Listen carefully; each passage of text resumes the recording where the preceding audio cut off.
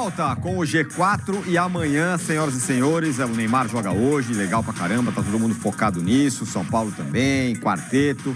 Só que amanhã, meus caros, tem derby, Palmeiras e Corinthians no Allianz Parque. E tá todo mundo já de olho nesse jogo. E o Piquerez projetou, falou da relação com o Facundo Torres e o Emiliano Martínez e da dificuldade de toda a temporada, já pensando também no derby de amanhã. Vamos ouvi-lo. Foram 6 meses, ainda um pouquinho mais, com muitas coisas que passaram no caminho, mas com a ajuda de todo mundo aqui, do CT, de todo mundo, conseguimos superar isso. Fico muito feliz. Conhecia já Facundo, que joguei com ele já cheguei a ter nas conversas anteriormente, e o Emiliano também conheço, mas de jogar contra, jogava no tradicional rival. E aí, com ele não tive tanto contato, mas agora que já estamos juntos, tento de ajudar eles na maioria das coisas. É um ano atípico, porque tem o Mundial de Clubes, tem muita competência. Se já tinha antes, agora vai ter mais. Então, esse começo de temporada é muito importante para todos os jogadores. Então, eu acho que, pessoalmente, todo mundo tem que fazer seu melhor, treinar, se dedicar ao 100% para dar seu máximo no campo e tentar ganhar uma vaga na equipa titular, que finalmente o que todo jogador clássico é sempre clássico, ainda mais contra Corinthians. Tem que ganhar, como seja, jogando bonito, jogando feio, mas tem que ganhar ainda mais em casa. Esperamos com o apoio de toda a nossa torcida, todo mundo vibrando juntos e puxando para o mesmo lado, que vai dar certo. Muito bem, tá aí o Piquerez falando sobre o derby, sobre o novo companheiro dele, o Facundo, e o Vessone, enquanto falava assim, eu tenho uma história do Piquerez. Eu fui para o Uruguai acompanhar, acho que Corinthians e Liverpool. E aí, na volta no avião, o avião tinha, sei lá, 150 torcedores do Corinthians fazendo zoeira e tal, na volta do avião. E aí eu sentei do meu lado, tinha um senhor com uma mala do Palmeiras. E o senhor olhava aquela zoeira, olhava a zoeira quietinho na dele, a mala do Palmeiras. E aí chegou uma hora que eu não aguentei, né? Porque era curioso, aquele monte de corintiano gritando, zoando no avião e... Deve ser o pai dele. Aí eu falei, o senhor torce pro Palmeiras? Aí ele veio, o sotaque, ele falou, eu sou o pai do Piquerez. E ele tava vindo a São Paulo porque o Piquerez ia jogar a final do Campeonato Paulista e era o pai dele. Rapaz, e aí fomos conversando e tal, e era o pai do Piquerez, e amanhã o homem pode estar de volta no derby também. E aí, Massá? Piquerez fez falta o homem, hein? Feliz ano novo, meu querido. Venha, muita falta. Muita falta. Ele faz muita falta porque ele é um jogador bom na bola parada defensiva, ajuda, alto, forte. Ele é bom no apoio, né? Lembrem-se da final do Paulista ano passado, a bola milimétrica que ele meteu na cabeça do Flaco, que ajeitou pro Aníbal fazer o gol. A dúvida que eu tenho é, ele estará em condições de começar jogando? Ele jogou 15 mais 30. Acho que o Abel não vai arriscar ele 90 minutos, não. Não? Não. Mas não começaria e sairia depois? Essa é a minha... Eu acho Porque que se a gente vem na sequência 10, 35, reserva, titular saindo. Eu acho que é uma sequência natural de recuperação. E aí ele pode sair no intervalo ou um pouquinho depois, Isso, no segundo tempo, entendeu? Entendi. Mas ele agrega demais, faz muita falta pro time do Palmeiras. É ele que mete a bola pro Estevão no final de semana, né? Isso. Na cabeça do Estevão. É isso. Jogo grande, jogador grande. Você começa por aí. Jogo grande, jogador grande. Expectativa grande, né? Então, acho que talvez ali, vamos dizer, se fosse o Palmeiras inverte, o Palmeiras jogasse na quinta-feira contra o próximo aniversário do Palmeiras, no domingo, quem é mesmo? São Bernardo? Água Santa. Água Santa, isso mesmo. Se o Palmeiras jogar com a Água Santa na quinta, talvez ainda não fosse a hora dele começar. É em Brasília o jogo, não é? Vou dar uma conferida. Não é? Pode ser. Em Brasília? Não é? Eu acho que é. Então, eu acho que sendo o Corinthians, nesta quinta, sendo uma posição tão crucial, a mudança que ele proporciona ao time, talvez precipite a volta dele, seja necessário. E ele agrega uma outra coisa, ele pode jogar do lado esquerdo e o Mike na direita. Né? Porque aí ele pode ser o terceiro zagueiro, ele jogou assim a final da Libertadores, né? Foi ele, era ele, né? Como terceiro zagueiro e o Scarpa de ala. O Abel tem essa característica, o time tem essa característica, ele pode jogar e você põe o Mike na direita, enfim. É bem difícil tirar. A minha dúvida é a questão física, o tempo que ele teve até aqui, o trabalho que ele fez até aqui, essa aqui é a minha questão. Mas o time para amanhã, que eu imagino que vai o Everton, Marcos Rocha, Murilo, Gomes, Piquerez. Você acabou de falar que o Mike poderia jogar, mas não. Não. Eu acho que é esse o time que vai jogar, entendeu? Eu acho que ele vai liberar o Piquerez mais pela esquerda e segura o Marcos Rocha. Tá. Eu tenho dúvidas do Aníbal, que tá muito mal. O Fabinho tá melhor que ele. Neste momento, o Fabinho tá jogando mais. Aquela história, ó, jogo grande, jogador grande. Mas o Fabinho, cara, ele já tem 22 anos, ele tá aí já faz tempo, ele sabe o que é, entendeu? O Aníbal não tá bem, de olho nele. Ele não tá bem nesse início de ano, já não terminou o ano bem. Então, eu acho que ele vai com o Aníbal, mas eu faria outro time, né? Veiga, Maurício, Estevão e Facundo. Acho que esse é o time que o Abel vai colocar em campo. Eu faria outras mudanças. Quais? Jogaria com Everton, Naves, Gomes e Murilo, Mike, Piquerez, Fabinho, Rios e Veiga, e na frente o Estevão e o Facundo. Seria com 3 zagueiros. Estevão e Thales. Ele tiraria o Facundo e o Maurício do time e colocaria o terceiro zagueiro. Exato. Por quê? E o Mike do lado direito. Por quê? Mas por quê? Ele acha que encaixa melhor a linha de 3. Porque eu acho que o time fica mais equilibrado no 3-4-3. Acho que o Estevão potencializa mais. Ele vai jogar entre o lateral e o zagueiro. Vai causar uma dificuldade ali, né, para a defesa do Corinthians. E acho que o apoio do Piquerez fica mais saudável e gosto de ter um 9 na frente. Entendeu? Que é o caso do Thales, que muita gente apostou que seria o ano do Luigi, né? Mas o Thales tomou a frente dele. Os minutos contra o Guarani que eu vi esse modelo em campo, eu gostei demais, cara. A bola chegou pro Thales 3 vezes, ele errou, tal, ok.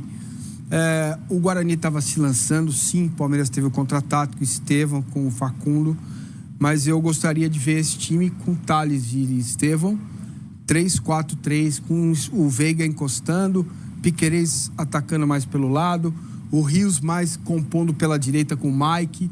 Eu acho que o time ganha mais variações, mais opções. Vessa, o que tá em jogo nesse clássico, hein? A gente vai falar bastante dele amanhã, mas só pra...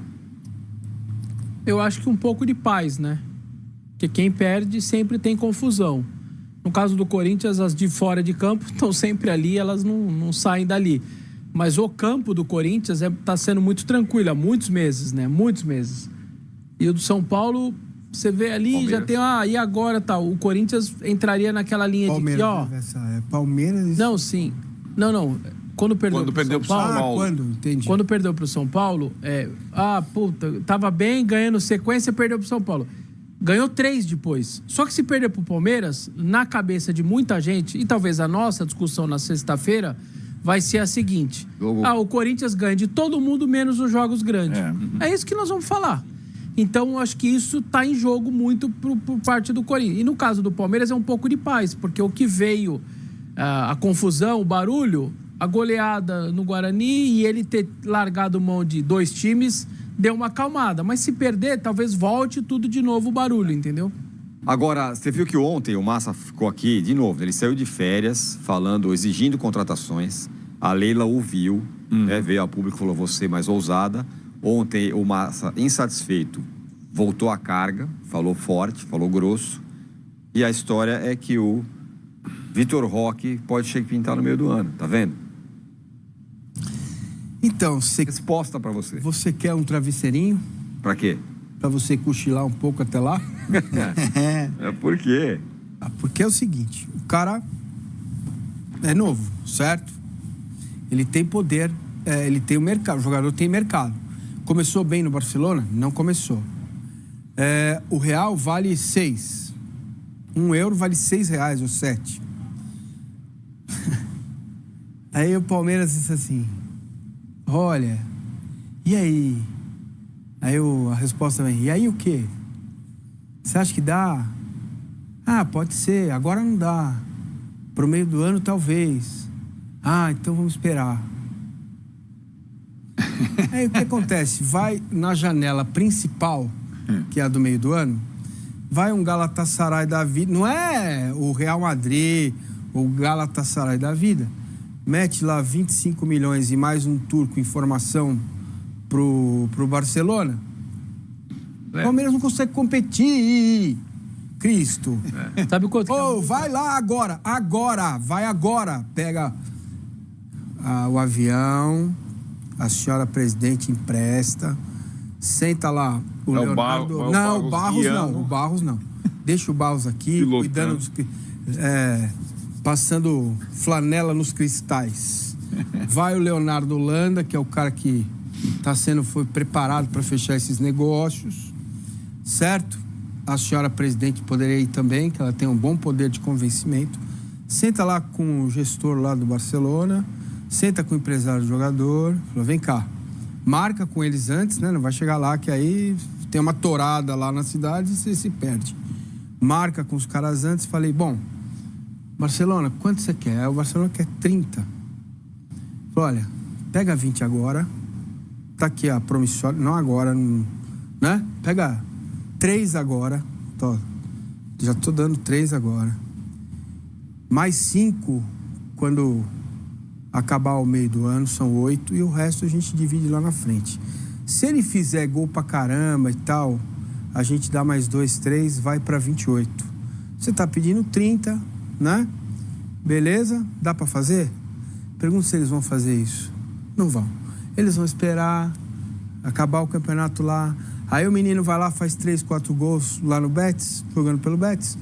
O Atlético de Madrid fala, vou tirar ele do Real, do Barcelona. E paga, e o Palmeiras não consegue competir. É assim que o Palmeiras perde os negócios. É desse jeito que o Palmeiras perde os negócios. Foi assim com o Alário que o Palmeiras conversou. Quantos amigos o Palmeiras já fez na Era Barros? Lembra que eu falei aqui? Nossa, cara, tem mais de uma dezena. Muito bem. Em compilação em campo, olha os números do Abel, do derby na Era Abel. Isso é um passeio aí, hein? Aí, são 14 jogos, 7 vitórias contra 2 do Corinthians, 5 empates, 23 gols marcados e 13 contra. Isso, Vessone, inclusive, muito descolado da história do confronto, né? A história é mais equilibrada, né? O Corinthians chegou a 2014 até ficar um na frente depois de muitos anos, aí o Palmeiras agora abriu um pouco de novo, mas sempre ficou muito perto ali. O Palmeiras hoje tem mais vitórias que o Corinthians, mas não uma situação como essa, né? De 2 em 14, aí não. Isso mostra muito o trabalho. O Corinthians tá indo... O Ramon, a gente chegou a falar aqui no programa, naquele derby de outubro lá do ano passado, ele é o 9º... Da Era Abel. Era o 9º da Era Abel, 9º treinador do Corinthians contra o Abel. Teve Mancini, teve Antônio Oliveira, teve Mano, teve Danilo, teve Luxemburgo, e aí o Abel lá, fazendo o trabalho dele. Então isso mostra muito que foram os clubes nos últimos anos, e não me espanta isso. A primeira derrota dele foi com o Silvinho, um 2-1, 2 gols do Guedes, e agora o Ramon ganhou no Brasileiro do ano passado. Corinthians que não ganha no Allianz Parque desde 2019, 1-0 gol do Avelar. Então já são aí também alguns anos sem ganhar dentro do Allianz Parque. É uma diferença muito grande, muito anormal, né?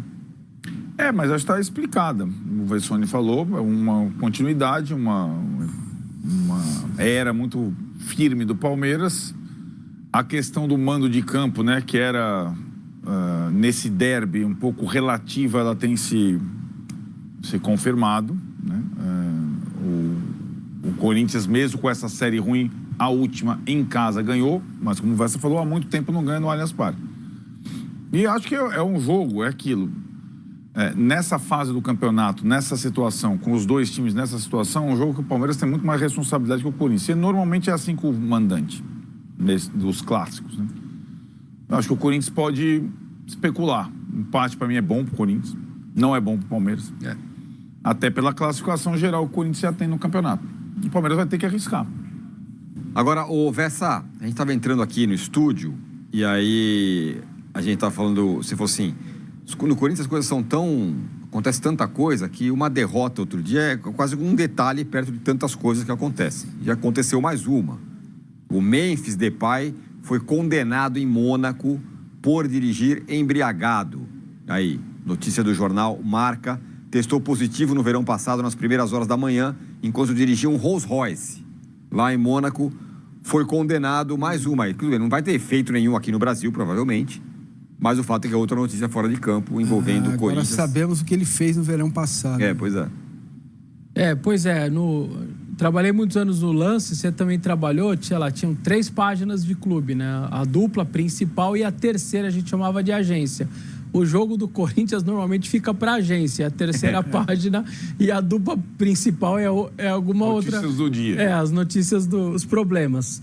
E aí, houve aí agora a informação do Ministério Público e mais da imprensa francesa, que começou a rodar já, porque ele é um cara realmente com muita importância, então já está na Espanha, está em todos os lugares.